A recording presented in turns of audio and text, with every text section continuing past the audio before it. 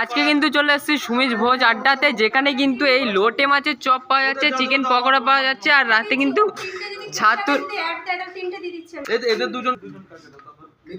ছাতুর কচুরি পাওয়া যাচ্ছে, সাথে কিন্তু কড়াইশুটির কচুরিও পাওয়া যাচ্ছে। এটা কি সত্যি দিদি?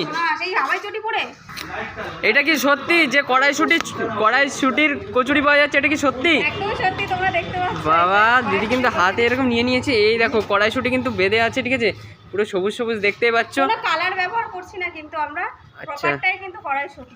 বাহ, আর কি কি কচুরি পাওয়া যাচ্ছে তোমার এখানটায়? এখন আপাতত শীতকাল বলে কড়াইশুটির কচুরি চলছে। আচ্ছা, আর তোমার রাধা পল্লবী, ছাতুর কচুরি, এগুলো তো প্রথমে শুরুতে থাকতো। এখন এই শীতের মৌসুম বলে কড়াইশুটি, এটা আমরা 12 মাস রাখার চেষ্টা করছি। আচ্ছা, 12 মাস পাবে এখানে, 12 মাস এখানে পাবে, তাই তো? আর রাতে কি রাখছো? রাতে আছে গোটা লোটে ফ্রাই থাকছে, তোমার চিকেন পকোড়া থাকছে, ভেজ পকোড়া থাকছে, চা কফি এগুলো থাকছে। গোটা লোটে মাছ দিয়ে দিচ্ছ? গোটা লোটে মাছ